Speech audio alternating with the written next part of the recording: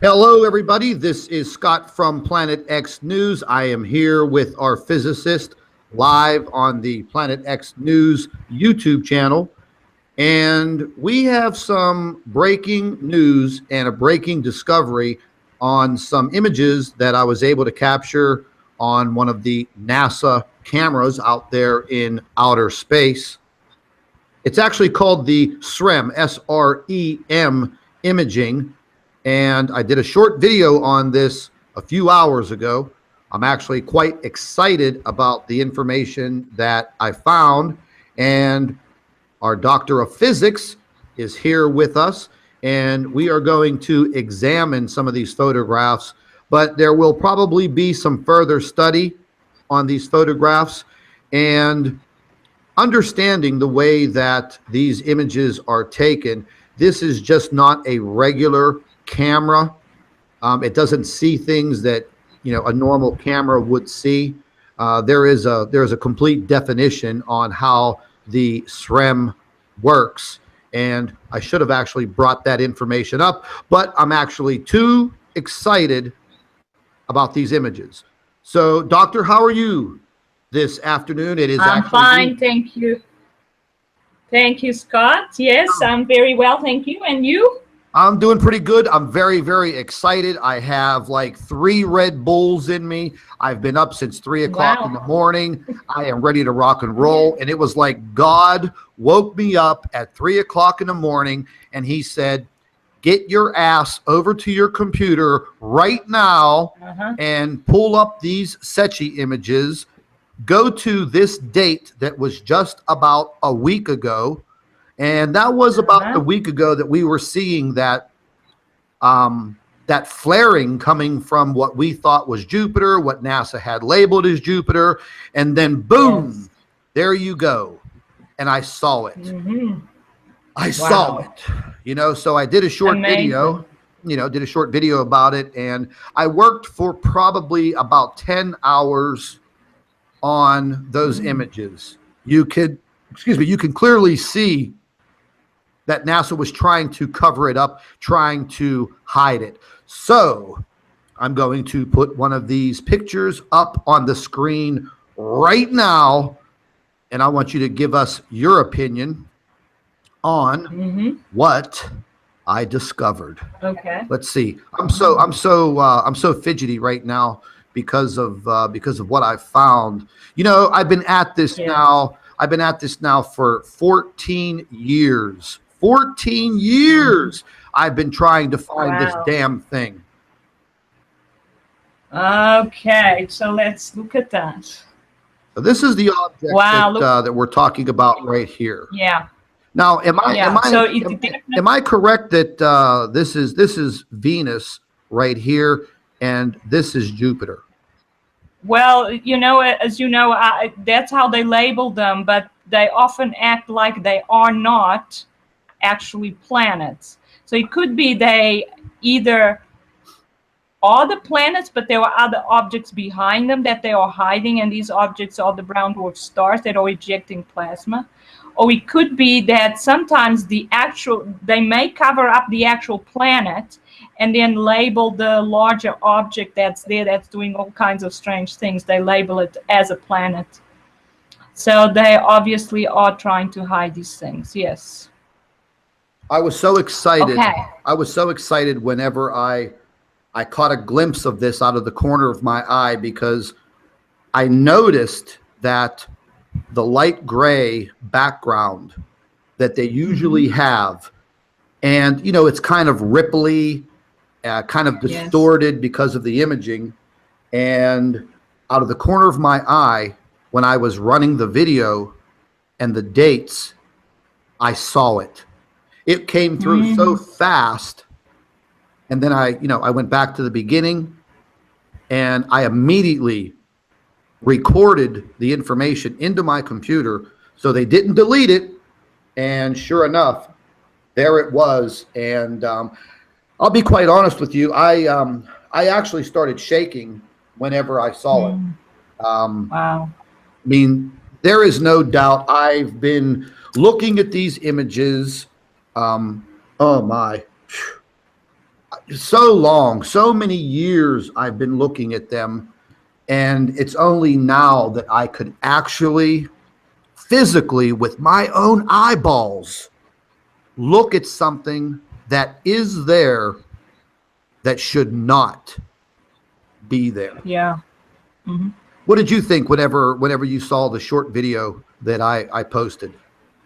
I thought, wow, look at that. That object definitely has a very round outline. At least the hemisphere on the left-hand side is very round. That's definitely not just a background object. It looks like there's a real object there.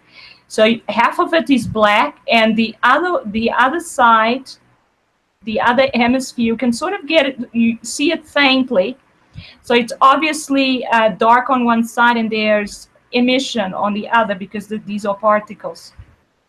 Yeah. The black always means protons. So, you know, that side would be emitting protons, the black side. Yeah, it looks extremely interesting. It definitely doesn't look normal. And it doesn't look like the rest of the background that's very squiggly, as you say. Yeah, I'm trying to lighten it up for everyone, Yeah. so they can see it a little more clearly in the live stream. And ladies and gentlemen, the object that we are looking at is right here. If you follow my cursor, the object is right here. We are looking at possibly Venus here, or excuse me, I keep mixing Venus and Jupiter up. Too many Red Bulls. Yeah. Jupiter right here, Venus, and this is Earth right over in here, and it's almost out of the field of view of the camera. I'm just making sure. Okay, yeah, everybody could see that. Okay. Yeah. Yeah, there's something else on these images, and that is the triangular wave fronts.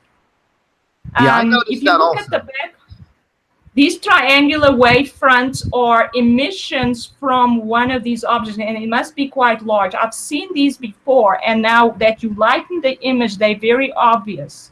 So there's something there and they cannot come from the sun. The sun does not cause this kind of wave front. So this is an object that's pulsing, okay, and sending out these wave fronts of energy. And I've seen it before, so there's obviously an object there. I don't think it's that little one, because these pulses look huge, so it must be something larger. Yeah, I noticed but those. These pulses mean, I noticed those also, and I'll be honest with you, I didn't know exactly what they were. I could see that they were some type of a pulse or some type of a wave, because of the perfect formation that they were in, but I didn't know what type of wave that would be. Yeah, so again, it has to be a star that does that sort of thing. So we go back to stars. But I mean, only a star can cause this kind of ripple effect, and it's actually wave fronts of energy. So there's a time interval between one ejection and then the next, and they are very regular. It's very strange. I wonder what kind of object, what kind of size and shape would do this kind of thing. I've been thinking about it for a while, actually, but I'm not sure. I just see that there's something there that's causing this. Yeah, I wish I had better. I wish I had better. Wish I had better. Well, not even like a photograph equipment program. Okay. To analyze these photographs a lot better. Yeah. Yeah, I'm just sitting here playing around with trying to tune it in a little bit better while we have the live. I think it looks better when you lighten it. You definitely see it a bit better. Yeah, you know what? I'm going to go to the original image. Now, this is the original image, and whenever you see this, the original image, it plays back, it plays through so fast that you don't even notice it. But what caught my eye was this That shadowing. object. Yeah, this right here, that little football shape right there is what caught my eye, and this very large circle around what is supposed to be Jupiter. Yes, there's definitely something there. So what I can can do from see. this point, what I could do from this point is try to lighten or That, Scott, that object, that little object that you first pointed to, now it seems to me that the black portion is like the only portion that's sticking out of a cloud, whilst the whiter part, the lighter part, may be a cloud of ionized gas around it. yeah, So again, I was thinking the same thing, that that has to be something there. I'm just trying to tune this in. You can go ahead and keep your commentary going. I'm just trying to. It looks actually like that brown dwarf that I observed in 2007, which NASA is not too happy about. But that's what I saw, and this object looks, in a way, looks similar. It definitely looks like there's a ring of cloud around it, and the object is black. And when they first come into the solar system, I think they blacked because they don't emit a lot of radiation. The cloud is what emits. That's why the cloud is usually emits light, although these are particles, so it's a shrimp image. So it means something different, that it's dark. It means that it's emitting another kind of particle to what the cloud is emitting. Yeah, so, but it looks very. Yeah, this original image. Yeah. Yeah, you can definitely see the large round shape behind what they labeled as Jupiter. So they're obviously hiding something there in the background. Yeah, because my video making software is a lot more sophisticated than the regular program that I have in to view pictures. Okay. Yeah, I was just absolutely amazed. Yeah, see, I can hardly even adjust it because I had taken these photos and screenshotted them, and I used my video program to actually set these up. Yeah. Yeah, I can see. Yeah, well, what I pick up immediately is the rectangular wavefronts. I see those. Look at that. Yeah. I mean, there has to be an object there on the left edge of the image that's producing those. So, yeah, the article we were talking about yesterday, it showed there were 3 different objects that were ejecting plasma. So that to me told me there were 3 brown dwarf stars. My goodness. Now this one that ejects this kind of regular pulse thing, that's another one. That's a different one. So we now have 4. So basically we now have 4 brown dwarf stars, evidence for 4 brown dwarf stars close to the sun. Oh my. So, yeah. Because if you have one image where, or a series of images where plasma ejections come from different positions, now that's evidence for 3. And that's what I could see in those images. There was what they labeled Venus that was ejecting plasma. What they labeled Jupiter was ejecting plasma. And there was one other object that never actually showed up in the image, but was on just off the image on the right, and there was a plasma ejection from it. So that would have been 3.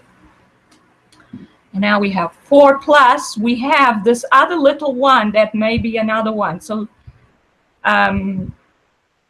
if this one turns out to be one as well, then we have 5 brown dwarf stars around the sun.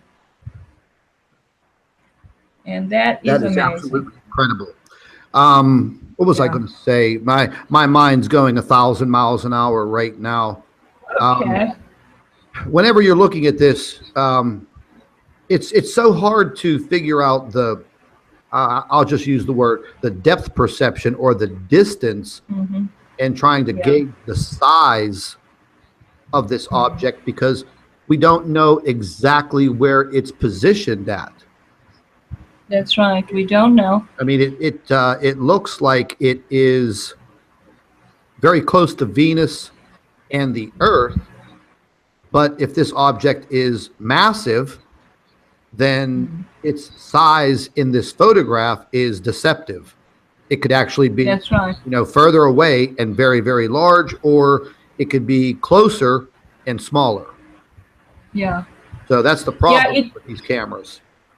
Yeah. It does look like it's behind that planet that we see in the foreground, because a little bit of the white on that planet covers up the black of that object.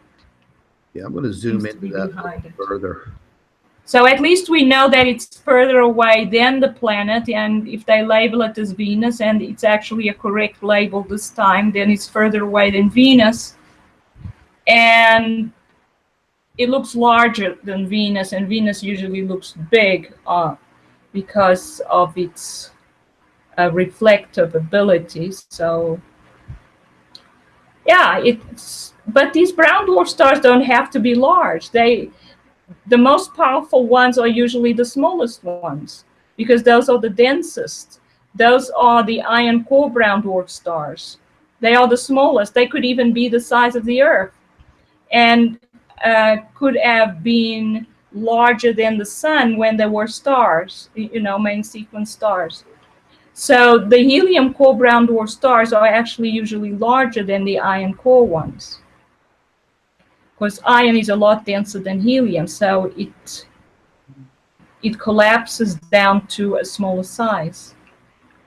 I'm just still totally overwhelmed and amazed Mm, at looking at this, because I mean, over all of these years, yes. trying to search through, stereo images and Secchi images, Hmm. and your back is against the wall. Yeah. There's nobody from NASA that's going to help you. Hmm. They're not going to give you information.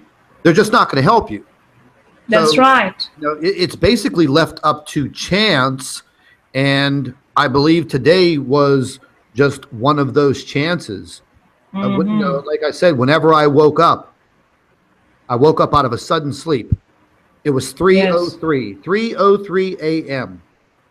The only Wow. thing, the only thing that I had in my mind was to get to the computer right now, open it up, get to the Secchi images, and go straight to the SREM images and type in these dates. And Uh-huh. the dates were I think the March 30th through April 4th. So Wow. this is current. This is right now, Yes. right now. But I'm going to go ahead and back out Yes. of this Yes. image, and Yeah. let me scoot over to here real quick. And I'm going to stop sharing for just a moment. And I am Hmm. going to go over, and I had some video footage that I also copied. Um, Okay. and I'm going to go ahead and pull that up real quick.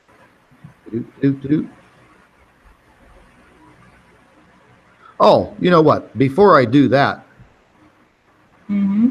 I caught another anomaly that I do not know what this thing is. And Okay.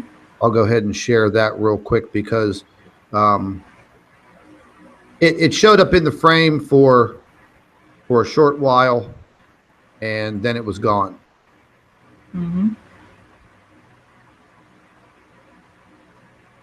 And I'm looking at this right here. Okay. Yes. Well, it does look like there's something there. Now I do I have the mean, video on yeah, it. Yeah, that looks strange. yeah, it just appears, and it's in several of the frames. And like I said, they have they've made the frames on a lot of the imaging 2-hour increments instead of the 12 minutes. Yeah. So And that happened since last night, since our interview yesterday, Scott? yes, it did. Yes, it did. Well, it sounds like they listened to the interview and they decided to react. In other words, they providing us with evidence that what we said was correct. Well, there's no doubt in my mind, because I am always looking at that timestamp. Because I always, when I watch the video portions that I'm looking for as far as the dates, I run the video through according to the dates that I've put in, and I pay attention to the dates and the timestamp, because that's the only way that you're going to see if there is deleted footage. And that's right. immediately started watching it, and I'm like, wait a minute, how can that go from 12 o'clock to 2 o'clock? Where's all the time in the middle? And then I noticed it went from 2 o'clock to 4 o'clock, 4 o'clock to 6 o'clock, 6 to 8, 10, 12, 14, 16. I'm like, oh, whoa. Then I backed all the way up and I said, wait a minute here. And then bingo, it was, they're going into 2-hour increments. Now, that's not what they're watching. No. Yeah, so and they think we're stupid that we're not going to notice that. Well, I noticed it immediately. And when I was looking at this, now in these images right here, that object does not show up. And I'm just going to pan over here. It's a little blurry, but you can see Jupiter here, but that object is not there. Yeah, you see, it wouldn't show up all the time, I don't think, because it's enveloped in a cloud. It looks like it, and the cloud just hides in the background, I think. It's only when it ejects something that we actually see these objects, when they have plasma ejections. So when they don't have them, I guess we wouldn't see them. Maybe that's why they're giving us images every 2 hours, so that we miss the ejections. You see that vertical black line right here? The image? Yeah, well, I've looked at that for some months now, and I believe there's a brown dwarf star down somewhere, and it's ejecting upwards, right up along the image. So that line there is actually that's an ejection from one of these objects that's below the ecliptic, I think. Right here. Yeah, that's it. And it's a long one. It goes right across the image. Yeah, I noticed this also, and it is, it is a little blurry, but that's because of the way the imaging on this SREM works. It's not like a normal camera, and it does make seeing some of these images very hard. But when you are looking at these, if you do know what you're looking for, and your eyes are trained like mine are, you can pick these objects out, at a snap of a finger. And that's how I caught that object today. And I knew the minute that I saw that object, I said to myself, wow, look at that. I was ready to jump up and down. I don't know what I was so happy about, because having something like that within our solar system, well, it's not a good thing, but, after searching for something for 14 years, all of a sudden, you may have actually caught this thing. You may have the only evidence, the only true pictures of this object. And that's what I think I got so excited. Scott, before you do anything, to the left of the black line, there's a round outline. Right there. Yeah, there. Yeah, I noticed that also.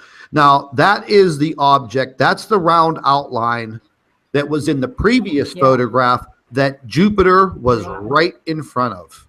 Right there.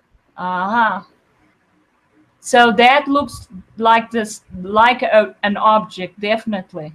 Yeah, and you know what I And would they do? probably, Go ahead. yeah. Now they probably use lighting to hide these objects. I've often thought there's lots more in these images that is hidden by, maybe they do some color manipulation, shading manipulation of the images to hide these objects. But it definitely looks like there's that's a large object there, very large. So it looks like there's something there. Yeah. Yeah, I'm just trying to find the right filter. Now these blue ones, these blue filters Yeah. do bring it out. Now it brings out the object that you were just talking about. Yeah. It brings it out Mm-hmm. very, very well right over here. But this big round object, you know what? I'm actually going to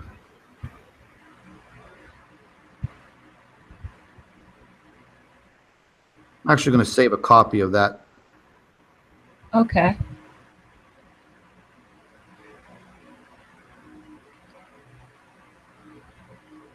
You know, there's big Yeah, military, look at that. I can there's see big it. military jets flying over my house. Oh my goodness. Yeah, and there's no military installation anywhere around here, and the nearest airport is 65 miles away. And these are big, gigantic, big transport planes. Like they're bigger than a 747, and they're only flying about 2,000 feet above the ground. Oh my goodness. Yeah, they're probably trying to bomb me or something. I hope not. They're like, Scott and the doctor, they're on to us. They're on to us. Yeah. Bomb them. Yeah. Well, yeah, I don't think they like what we have to say. I mean, if NASA reacted to what we said yesterday, now that's interesting.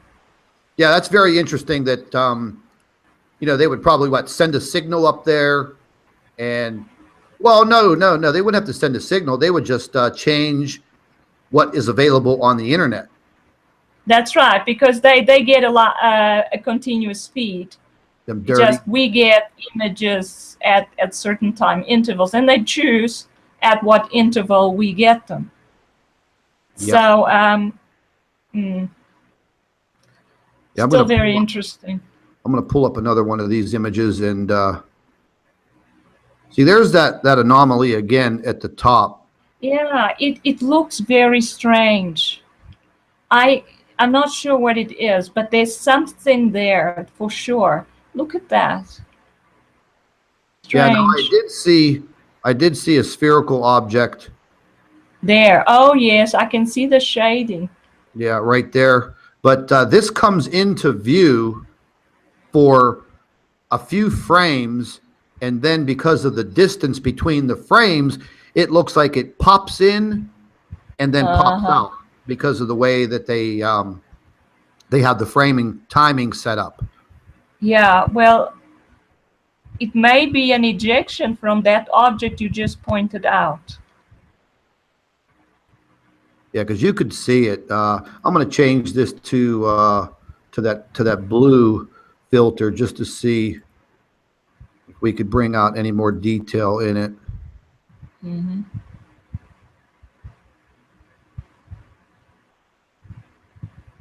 Yeah, they're good at covering that up. Oh yes. Now see, that object that we were looking at, it's not there in these early frames. Yeah, it's not there. You're right. Just there is something round there. Yeah, right there. Now it's possible. No, I meant up next to Venus. There is a lighter but round object there. Where my cursor is? No, below that. Below that. No, it's light blue now, but it's right next to the bulge, Venus's bulge. White bulge right next to it. Right here. Okay, there. That's it. It looks round. Oh my. It could be the same object. It's about the same size. Yeah. Ooh. It's just not emitting protons, which would give it the black shading. Oh, yes, that looks good. You see, we can see it now. Yeah.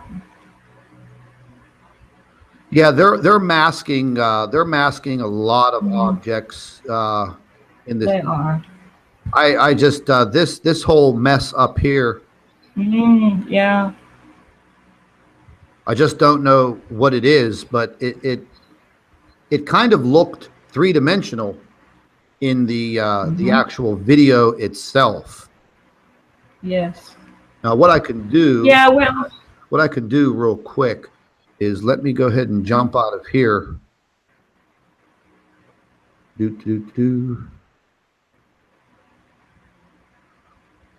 just going to stop the screen share for a minute, and Okay. I am going to pull the video portion of this up because the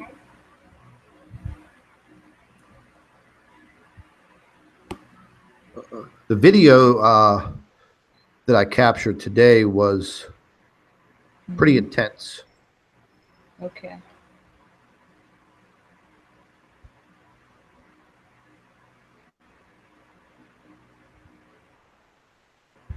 Yes, I think it'll be interesting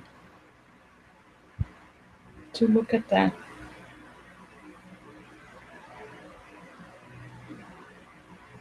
Now let's just get this over to here, here, and here.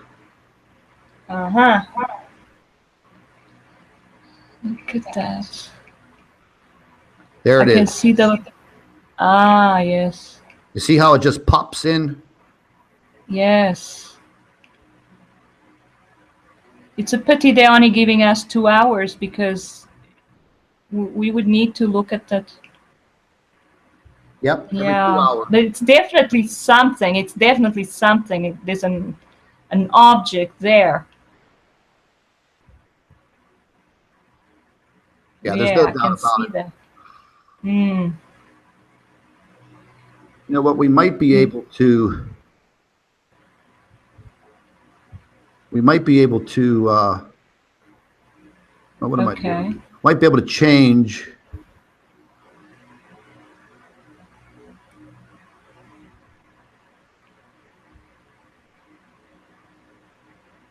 I think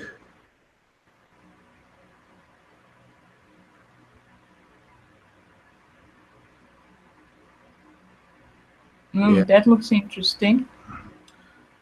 yeah, see this. Wow. Yeah, this program for even the video is much different than my my video making program. The program I use to make my videos is much more sophisticated than the program on my computer. What I'm going to do though,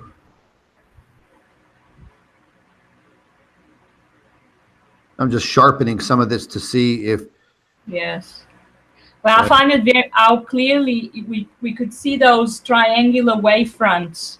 Yeah. I have never thought that a star could even emit something like this. Obviously, it's got to be a star emitting triangular kind of wavefronts. It's unbelievable. Yeah, see, they make it so you can't, yeah, no matter what you do, you're not really. You cannot. Yeah, you're really not able to manipulate this on a basic program like this, but I was able to. Let's see what we got in advance here.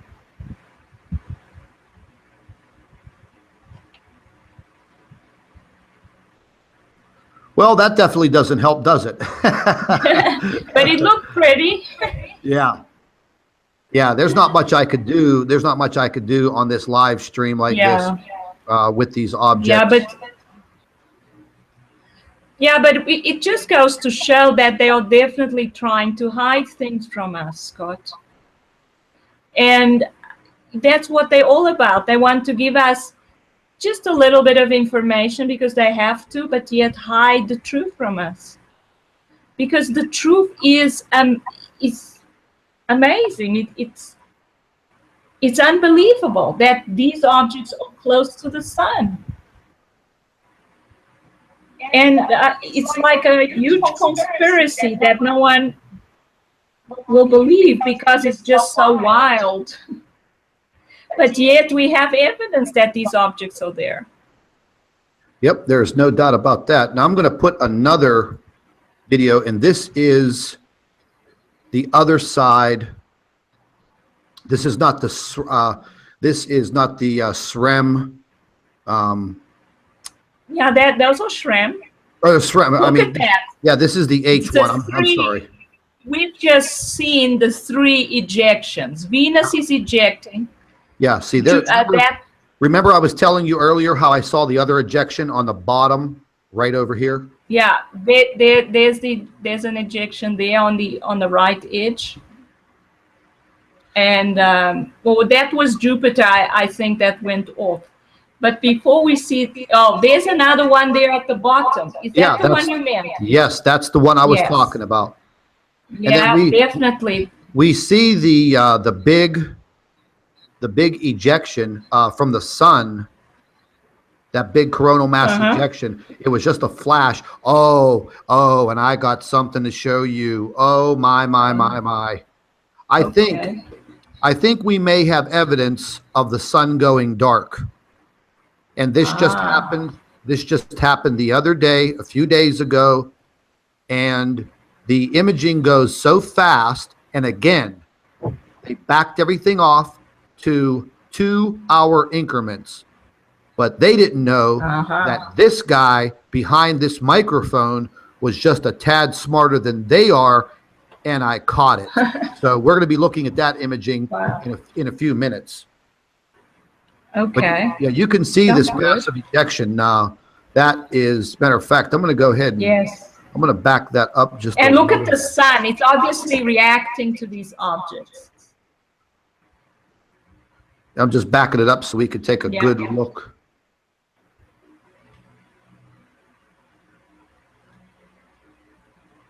Yeah, that's definitely what I call a jet-like plasma ejection.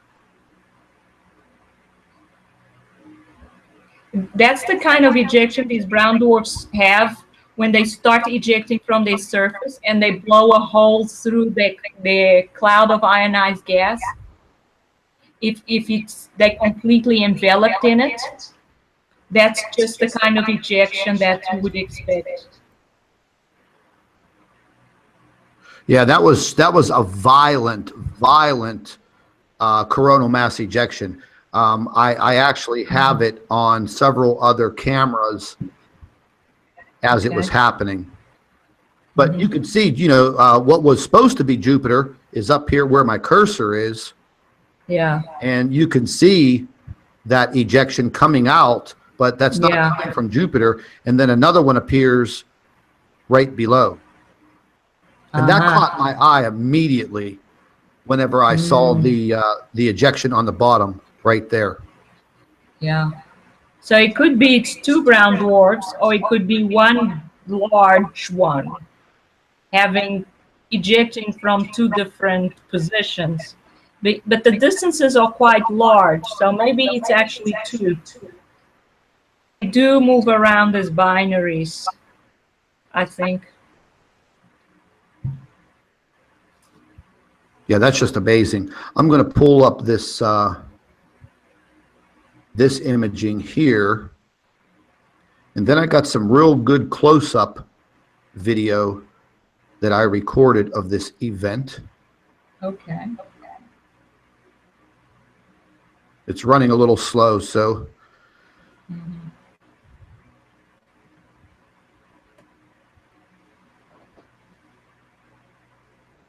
yeah, this still amazes me to see this object like that.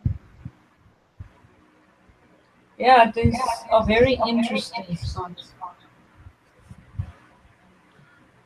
Okay, now there's this is the object. yeah, this is the H1. Okay. Now I played this very, very slowly, 2 frames per second. And the reason why I did this is this was actually going in reverse because I wanted to capture that that coronal mass ejection from the sun. So I was Yes. actually going step by step, stepping the frames backwards because I wanted to capture it. And then I caught this flaring up here where there Yes, it is. Did you see the definitely. sun go dark? Yeah, oh, yeah. Yeah. Well, wait till you see it on the. I got the video on that, but wait till you see it. Look at that. It goes Oh freaking my God. dark. Look at It that. does. Wow. And you have to remember something. Yes. That is 2 hours Hours. between Yeah. those frames. 2 hours that the sun went dark. Definitely. Yeah, and there's no doubt about it because I mean you could see it with your own eyes. But when you watch the video as it plays in real time, you can't see it. It doesn't appear. Okay. You have But to take it's strange that there was still light on the left-hand side of the image. And so that shows you that there are sources of light there. These other stars are emitting light, you see. Even when the sun stops, we still have light in the solar system from the other stars.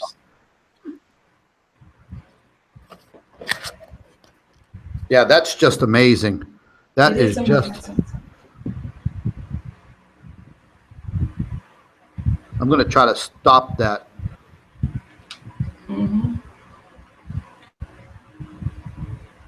Yeah, we often see the sun looks like it's emitting dark light. And what I think that is part of the sun is very dark. And then there's no light coming on from that section of the sun. Yeah, I want to So try to this is stop it. happening. I want to try to stop it right at that point. Okay. Oh, there we go. Wow. It just goes dark. Amazing.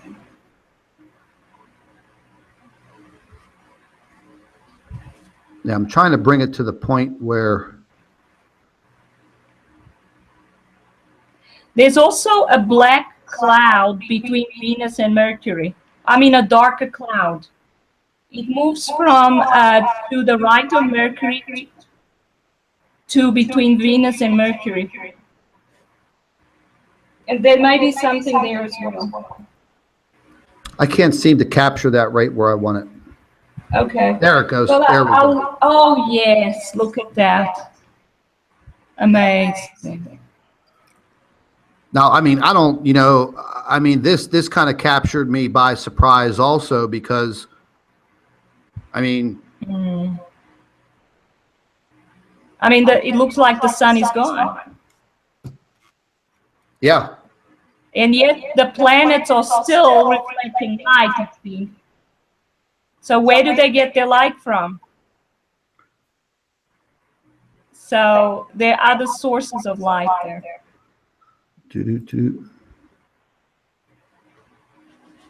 Yeah, that was just absolutely, whenever I saw this, and I didn't see this as I was playing the video. And you could also see right up here between where we thought the ejection was coming from, what was supposed to be Jupiter. You can see in this frame, this plasma ejection coming from whatever is there, but the whole entire space goes dark. Yeah, it does.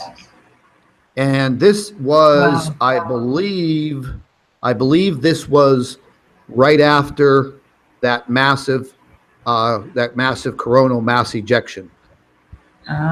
Because I have video of that I recorded early this morning, and that was a huge, violent CME. Yeah, when the sun does that, it's because there's an object in its proximity, to the sun, that's irritating it, making it go a bit unstable, and then it explodes with these massive explosions. Yeah, I'm going to go ahead and I'm going to pull that up also. We just bump back I in first here. saw it in 2007 that it was doing that already. When the brown dwarf went by it, yeah, I think Chris has just read a paper I wrote on that. I'm just looking So at, what it was doing then is still doing now. yeah, I'm going to pull the video up that I have of the coronal mass ejection, and boy, boy, this was violent. This was a massive, massive ejection. Yes. I'm going to go ahead and pull this up, and here it goes. Oh wow, that's amazing.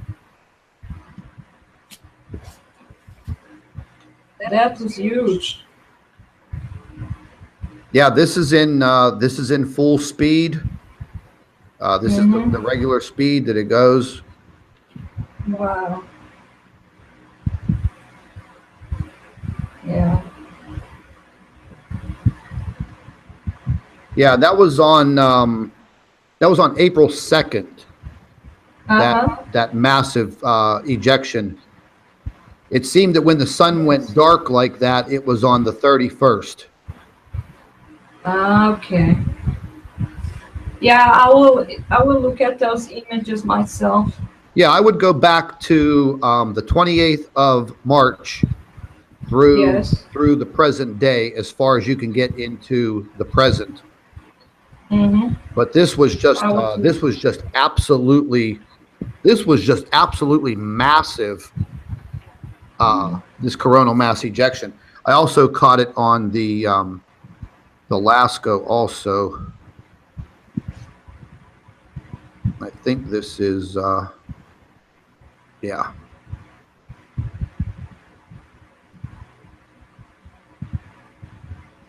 This was the other view of it.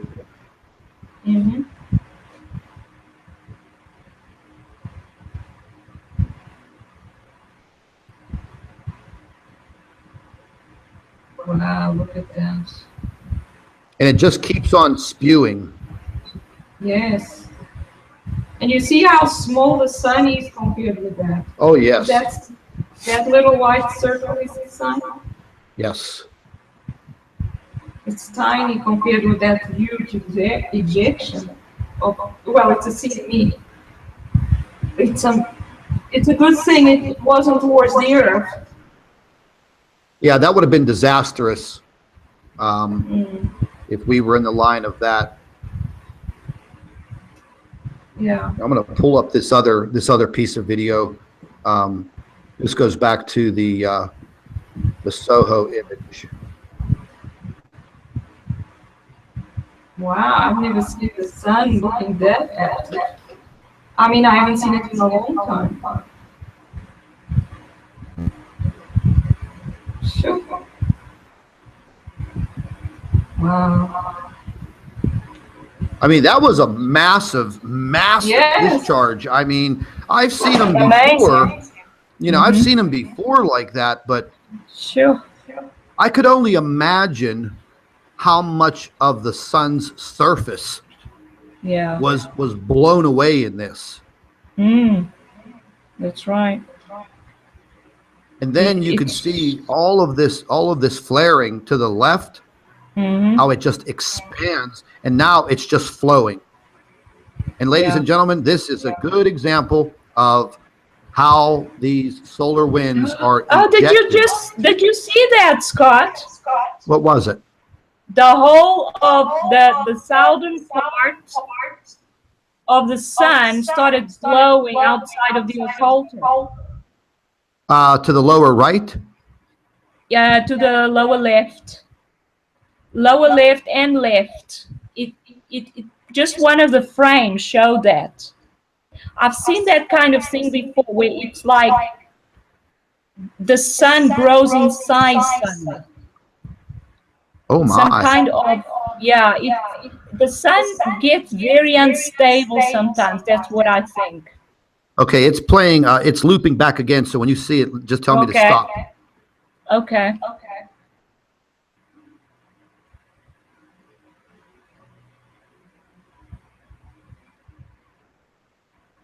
Those are very bright.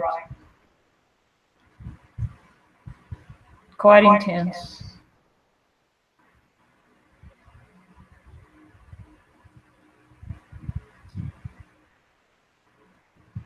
Mm.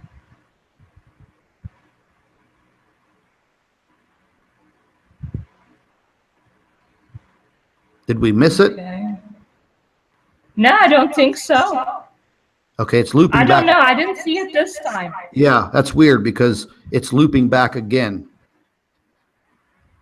Yeah. It only Replay. showed up that one time. But I think if you actually look at the images one by one, we'll catch it.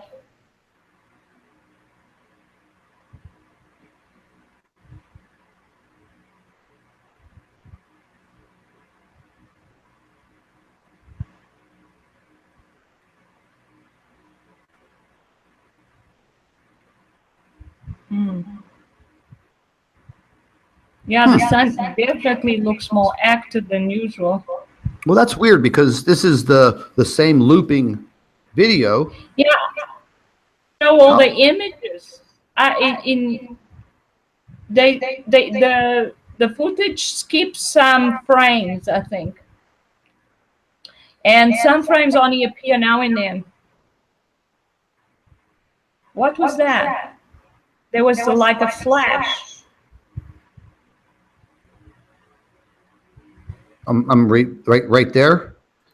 Yeah, a huge flash, but it wasn't from the sun.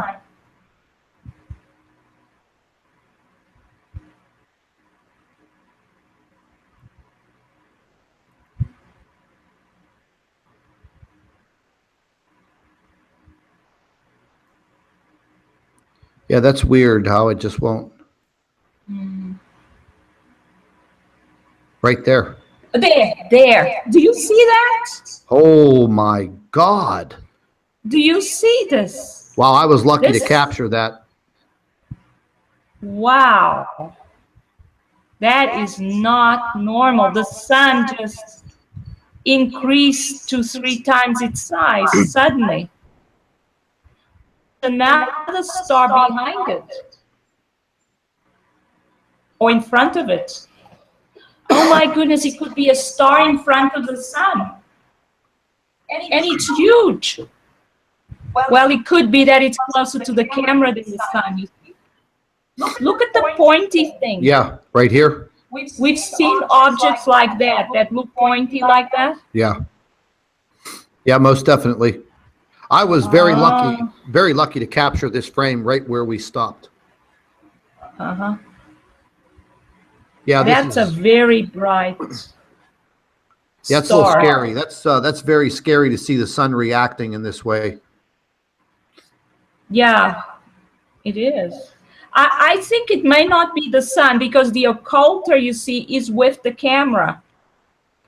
And if a bright star passes between the sun and the camera, that could be it. That could be that star passing between the sun and the camera. Now, do you think that might have been the possibility for the darkness that we saw on the? It's possible. The Sechi, almost like an eclipse. Yeah, in fact, what you see there is you see the very bright outline, and then you see the yellow around it, and then you see some red, which is all light possibly coming from this object. And then above that, it's black. The only way that can be black is if the sun stopped emitting. Wow. No wonder they went to 2-hour increments on this. Yeah. It could be there's something really big to hide. Yeah, they went to 2-hour increments on everything. And before, it was 12 minutes. Every 12 minutes. Yeah. They're definitely trying to hide something very big here. And that looks extremely interesting. It looks like a star passing between the sun and the camera to me. I actually just took a screenshot of that because that's amazing. I don't even know. I mean, the possibilities of that being a camera anomaly, a malfunction, a glitch. I'm so sick of hearing the word glitch. You know, yeah. I mean, you got hundreds of millions of dollars in satellite equipment up there with sophisticated camera systems and technology, and that's the best that you could come up with. That's a glitch. Yeah, that's the excuse. Yeah, what the hell are we paying you for? Why are you using my tax dollars to put faulty equipment into space? That's right. I'm not buying it. I'm not buying it at all. Yeah. But that's... no, that looks like a definite effect, a real effect, an object passing by. And that's maybe why the sun was going so crazy, was reacting to this object. Yeah. Yeah, most definitely. We're going to take a look at...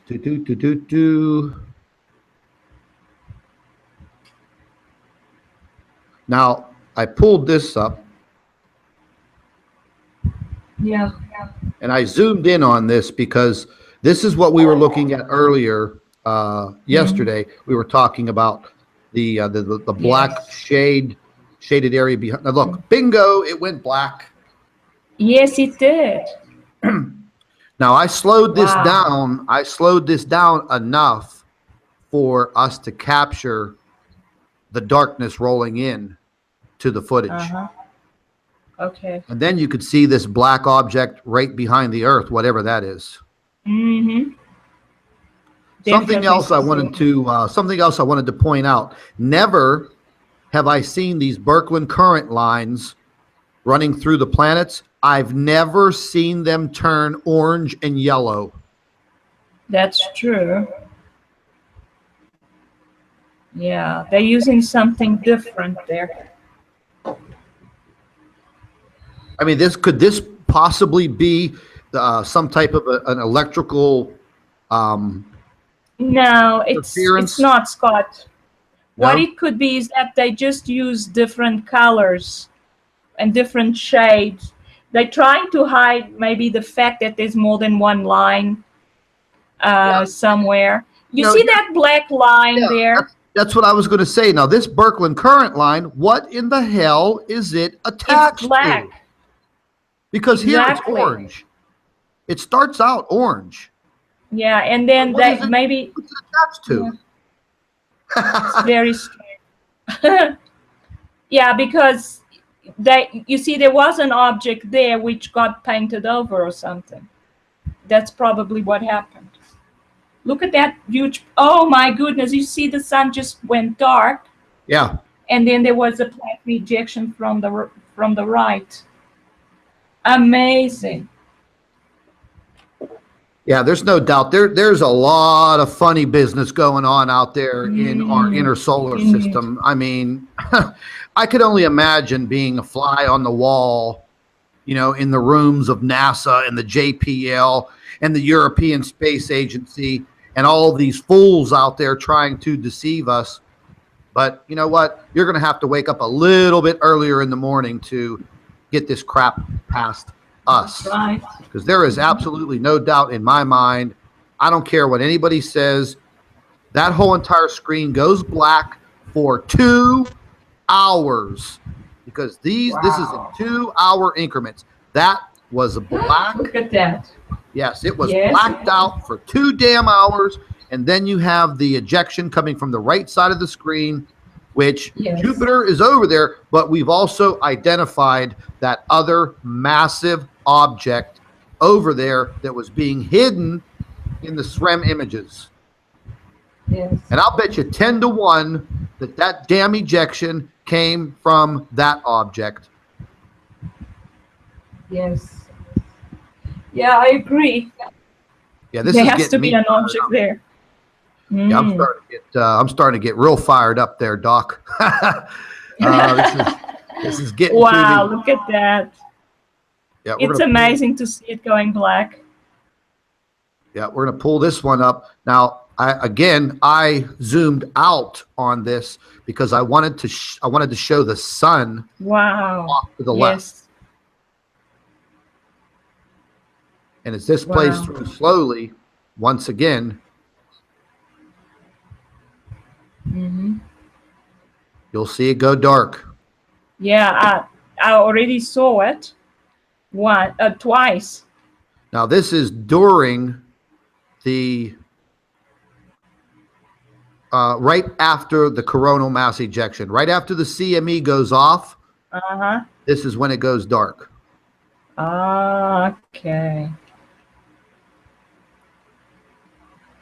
So it's almost like somebody blew the sun's light out. Yeah, well, it first reacted in one way and then it reacted in the opposite way. That shows it's unstable because of these objects. Wow, look at that. Now that is right after the CME burst, and then for 2 hours, it was dark. And yet there's light on the right side of the image, and for light to be there, okay, it's fainter than usual. There have to be stars there that are emitting light. You see that? Yep. Because if there were no stars, everything would be black. The planets wouldn't have any light to reflect either. Yeah, it would just, everything would go black. Everything would go black. Is there a possibility that maybe the camera or the sensors were overwhelmed by that, but for 2 hours? No, I don't think so, because we see background stars. So the camera is not overwhelmed. It's picking up the background stars. It's picking up light from the right-hand side of the image. It's still picking up that jet-like plasma ejection from the right. And it's still picking up light from the planets. All that's gone is the light emitted by the sun. That's gone. And the planets were not as bright when the sun was gone. Yeah. I don't know if you noticed, but they were not as bright. Yes. So we're going to bring up this one here. And this is just a little closer. This is a little bit faster. I increased the speed just a little bit so you could see the flash, the 2 hours. And I want you to notice something over to the right-hand side where that plasma jet comes from. I'm going to try to stop it over there because I noticed something over there that it actually looks like the plasma jet coming out of there doesn't have anything attached to it. And I'm going to stop it right at the point.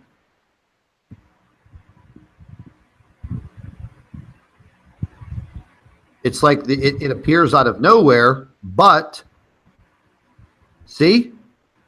Yes. There's nothing there. There's nothing there. There's nothing there. It could be that there is something there, but it's not emitting visible light. And that's what you'd expect if there's a brown dwarf enveloped in a cloud, and then it ejects towards the sun. Now, also, from inside the cloud. Now, this imaging from this camera would definitely not pick that object up. That's right. This is visible light image. So basically, this looks like some type of energy ejection, plasma ejection, whatever you want to call it. It just cannot transform itself out of thin air. No. But yet, when you're looking at it, there's nothing connected to it. That's right. So, yeah, we cannot have an ejection materializing out of thin air. It's got to come off an object that produces plasma. There you are. This. Look at this. Wow, it goes This dark. just proves my point even more. This is when the sun goes dark, or this dark area just, comes over the whole entire screen. Look at Yeah. how bright Venus is. You can see the red glow of every planet, Mercury, Earth, Venus, and we go over here to the right-hand side to where this plasma ejection was, but where Yeah. in the hell is it emanating from? Because it's not showing us in this screen. So therefore, whatever that object is to the right side is not going to appear in these images because of the type of camera that is being used on this craft. That's right. Wow. So it just appears out of thin air. Yeah, well, the plasma ejections tell us that the object is there, even if we don't see the object. So it's the telltale sign, I would guess. So I skipped that one tells us frame. there's an object there. Yes. Okay. I skipped one frame. Now the sunlight is back. It's 2 hours Yes. later, and this stream is still there. Yes. It's still It's there. like the jet ejections from the sun. It always stays there for a long time. Sometimes for months. The sun ejects from the same position in the corona. So this object's basically doing the same thing, maybe for not as long as the sun, but it's got its own jet-like ejections. Yeah, absolutely, no doubt. It's definitely a star. Now this is just the full screen, and we have the date and we have the time. This, like I said, Yes. I started going backwards in this to the beginning, and then it will go forward. Yeah.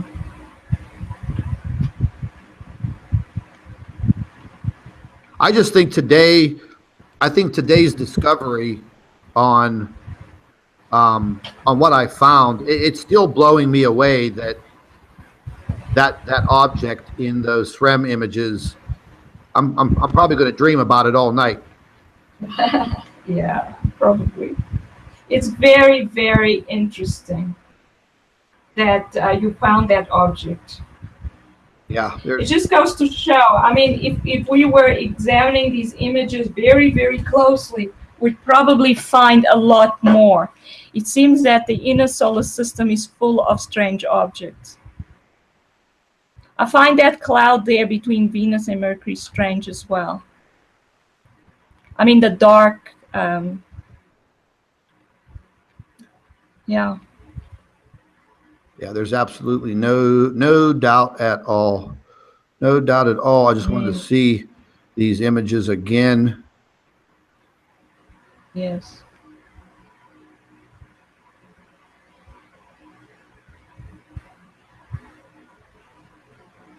And there she is. Uh-huh. Wow. You know, I mean, it's in the position. It is exactly in the position where those plasma ejections are coming from. Uh-huh.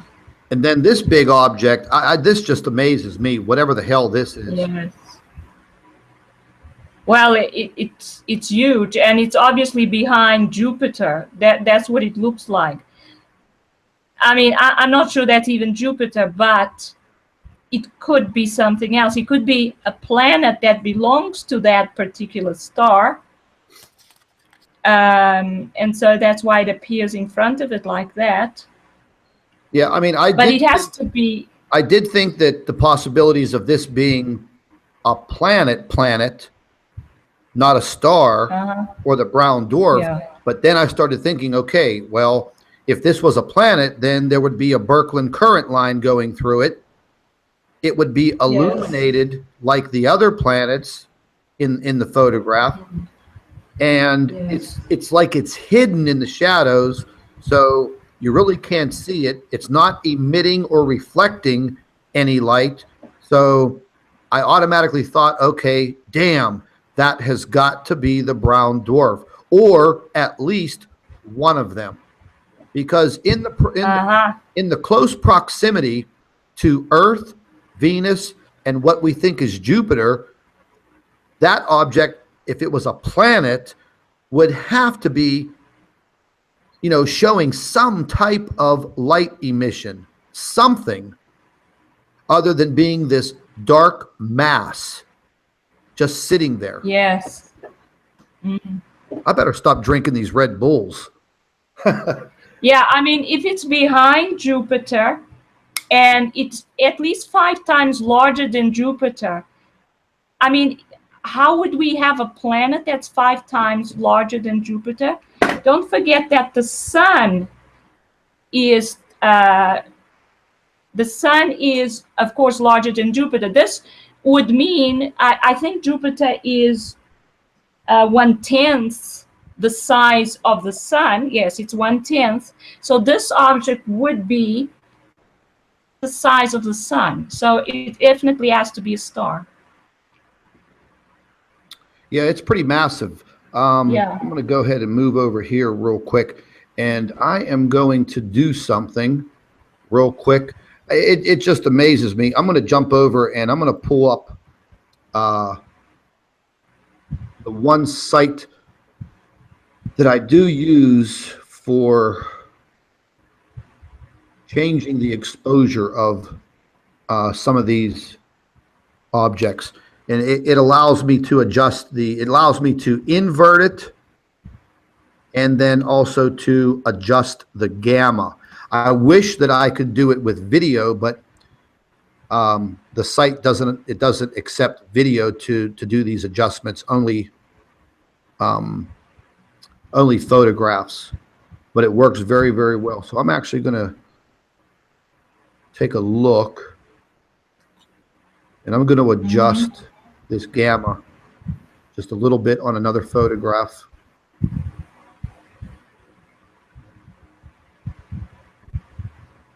I'm just going to increase it just a little bit.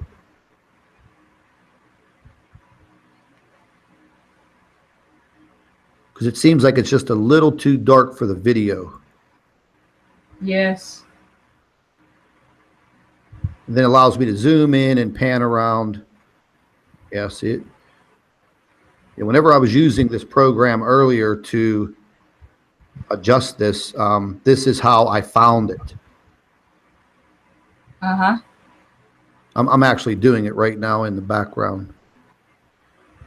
Okay. Yeah, see, the darker you make it, the more detail that actually comes out. And now you can see it. Yes. Yeah, now let me just try one more thing.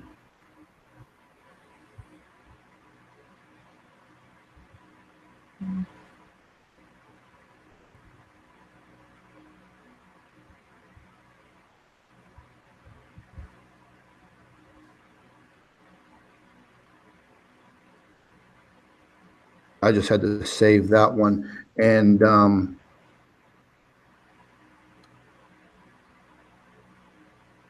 I was going to see what it would be like changing the contrast in these photographs, but there's so much work to do on them, and it takes hours to execute each and every photograph. Yes. Yeah. Let me see something here.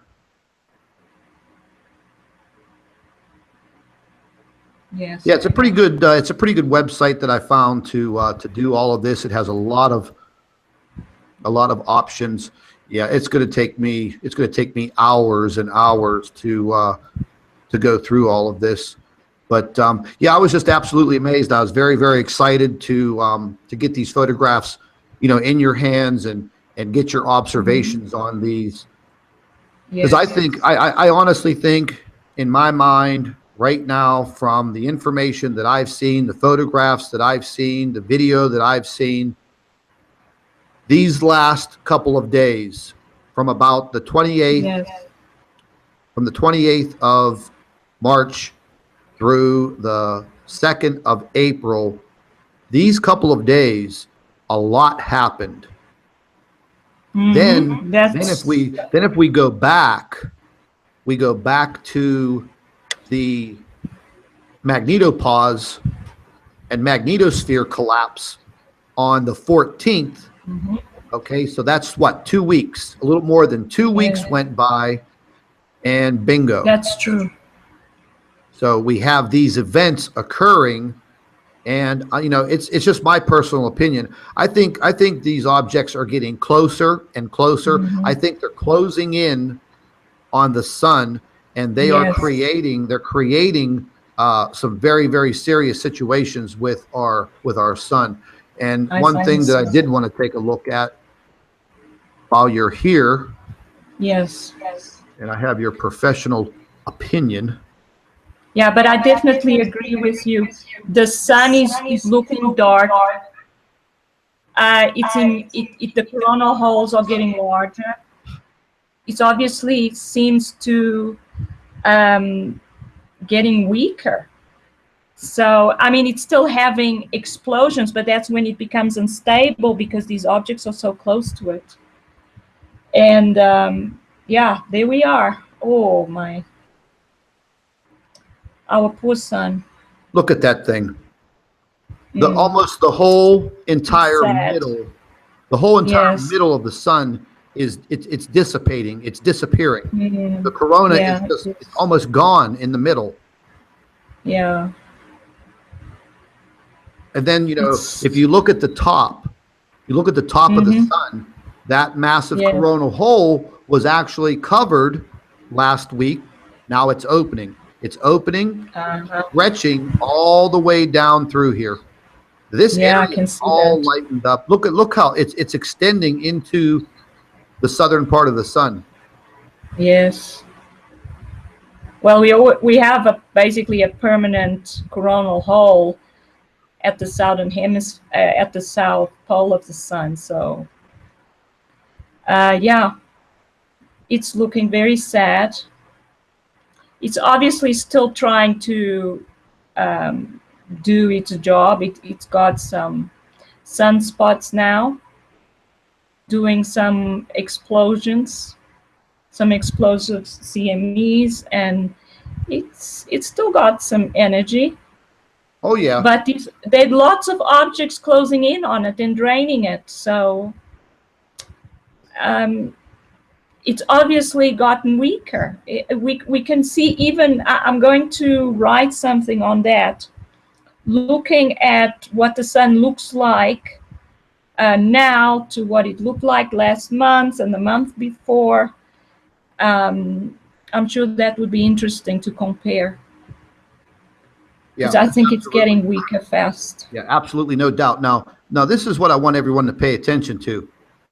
As the sun's rotating to from the left to the right in our view, look how beautiful the corona is over here. You can't see any sunspot, or you can't see any breaks, no coronal holes developing, but we don't know what's on the other side because we can't see it. That's right. They have those cameras turned off to the public. But it's awful funny how this view we see. So every time the sun turns towards us, we're seeing these coronal holes developing and opening up. Yeah. That just looks awful. I mean, all these years, you know, looking at this, this is bad. This is just bad. That it is very bad. I would say about 40% of the surface that we see is now covered in, 30 to 40% is covered in coronal holes, and that's a lot. That's a lot. But the sun, even when there is no coronal holes, it's not as bright as it used to be. So it's almost like the whole surface is developing coronal hole, except for the sunspot regions. You see the areas around it where we see the magenta color, they're still darker, a lot darker than they used to be. Exactly. That's the point that I was trying to make. It's disappearing right before your eyes. It's dissipating. It's gone. slowly. I mean, if we actually had, more of a, instead of a 48-hour loop on this model, you could literally just see it disappearing right in front of your eyes. Mm-hmm. And like I said, you can see over here to the left how beautifully formed it is. No openings, nothing. Yes. It's crisp, it's clean, and as soon as it moves into our view, this is what we're looking at. Garbage. It's destroying the sun. I mean, this bottom region, oh my God. Yeah. Yes. And it just looks like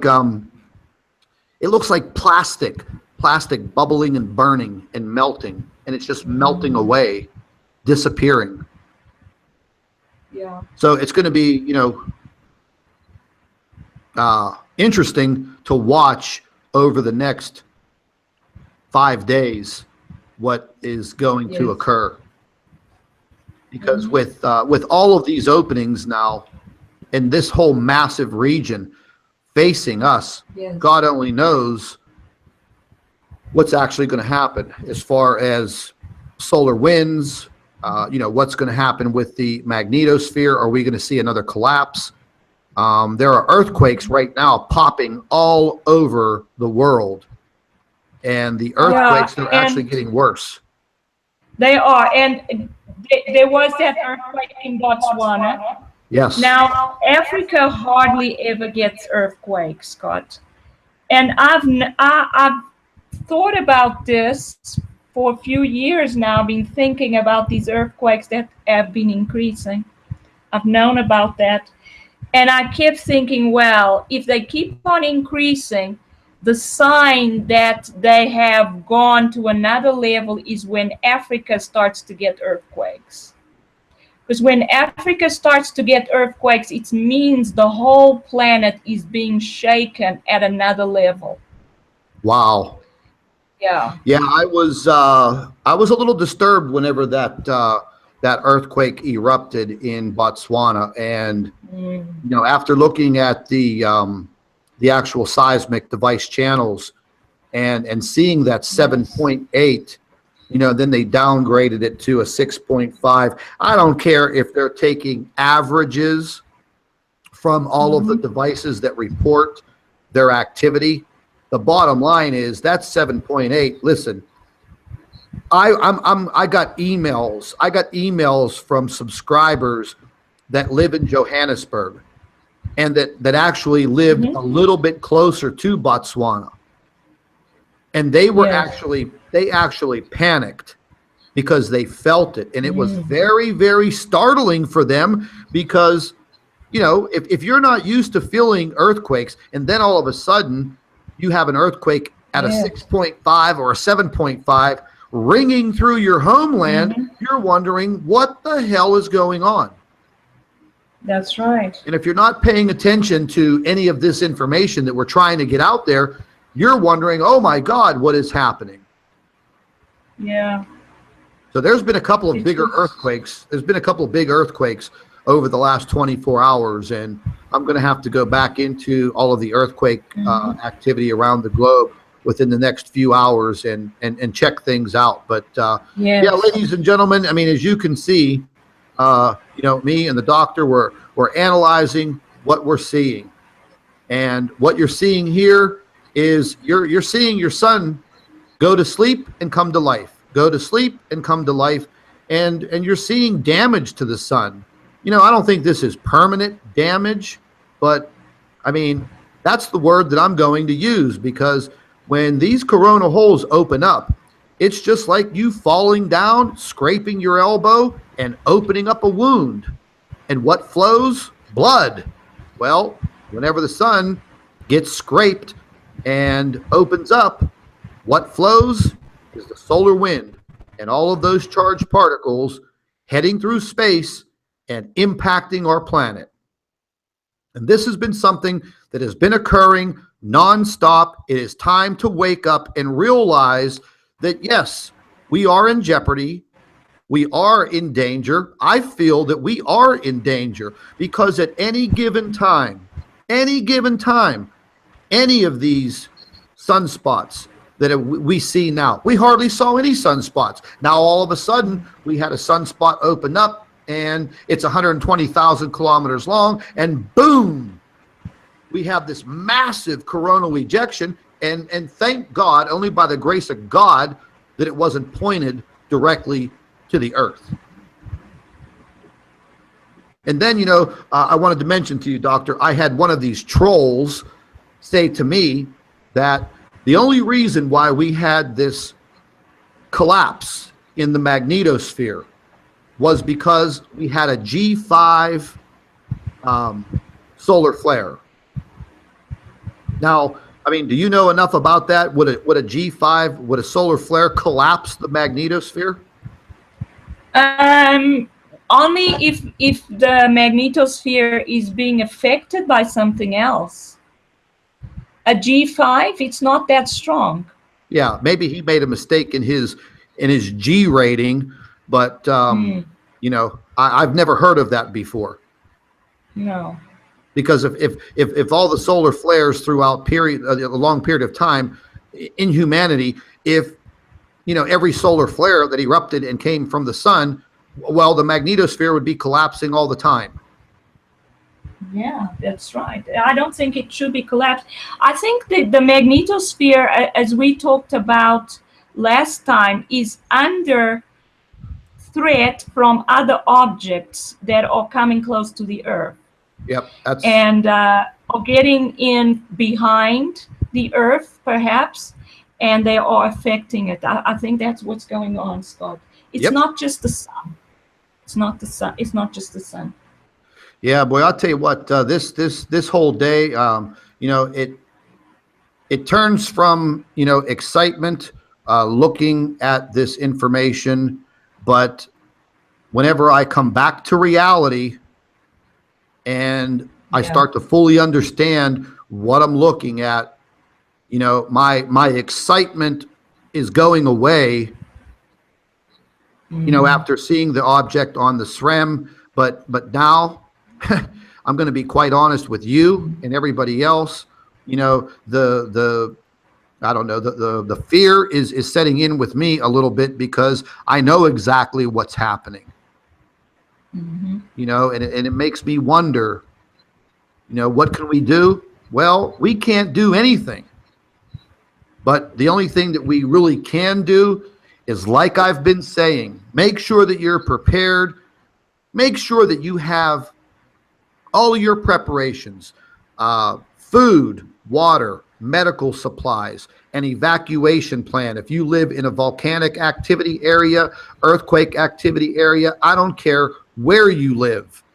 With the situations that are occurring around the globe right now, if you don't have yourself some type of preparedness plan, then ladies and gentlemen, you better snap to it and get it done. Go to the store, pick yourself up one of those big gigantic plastic bins, make sure it's something you can fit in your trunk, food, water, medical supplies, change of clothes, maybe a blanket, protection, whatever you feel you need to put in that bug out bin is what I like to call it. You don't want to be running around your house trying to find something with all kinds of, you know, craziness going on around you. We all saw what happened in Oroville when they tried to evacuate almost 200,000 people. Highways are jammed, people running around, people trying to take advantage of the situation, trying to take advantage of people. You don't want to be caught with your pants down. So boys and girls, it's time to put those big girl panties on and get yourself prepared, because I think that as we move further and further into the planetary alignment with Venus, Jupiter, the Earth, and as we keep moving closer and closer into the late spring, getting into the month of May, that's all I have to say. I think we're going to be in for some very, very serious Earth activity. And ladies and gentlemen, we are already seeing it. I mentioned weeks and weeks ago that whenever we start moving into the middle of March, March 16th, that this was going to start happening. Things were going to start flaring up from that point on. And look what is happening now. There are all kinds of crazy things going on around the world, things not related to just weather and what's happening in our inner solar system. There are just plain weird things happening all over the world. Keep your eyes and your ears open. Start talking to your friends and your family members. Whenever you see the videos that I'm producing and what Chris Potter's producing and BP Earthwatch, Mike from around the world, listen to Pastor Paul Begley, listen to these people. Set the notifications for these channels, including both of my channels, because, ladies and gentlemen, we try to stay on top of this situation. Believe me. And right now, YouTube is going through some major changes. Within the last 48 hours, I wrote a very long letter and I emailed it directly to several different departments at YouTube. And believe it or not, usually you just get a form letter back from YouTube.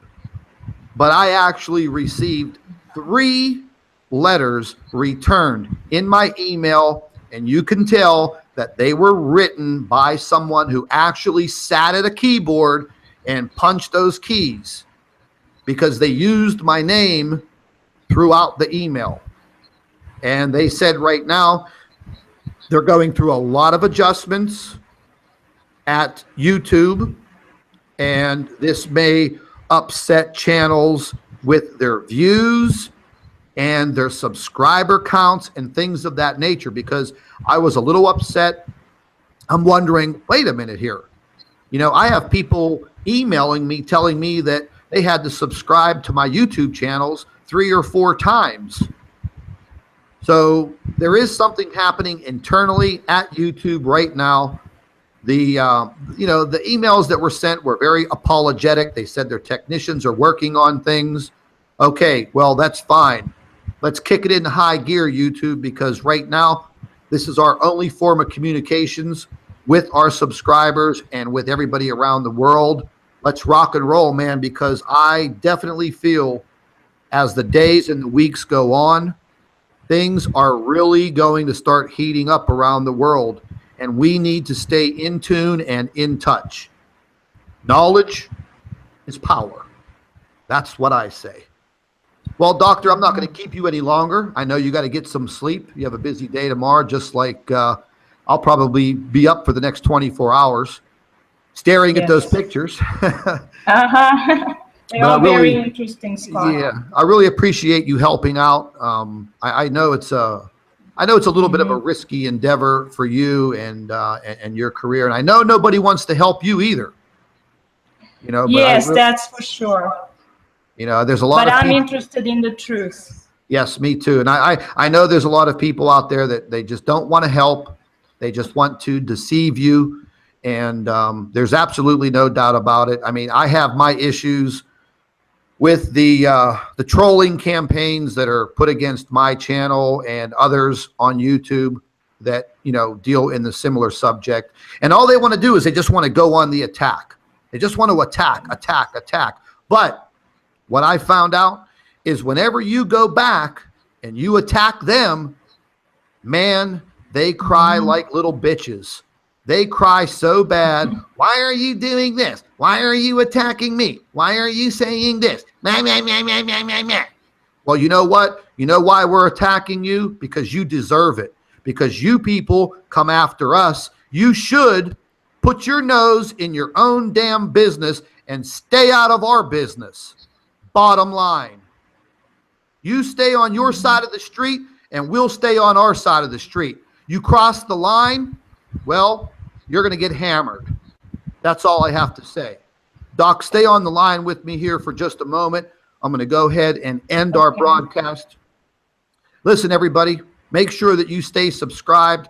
Share these videos on Twitter. Share them on YouTube or Facebook. Share them everywhere. I don't care if you have to go out and buy a billboard and start posting what's happening on this globe. This is our planet.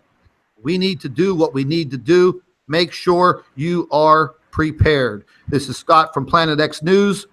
Thank all of you for watching, and stay tuned.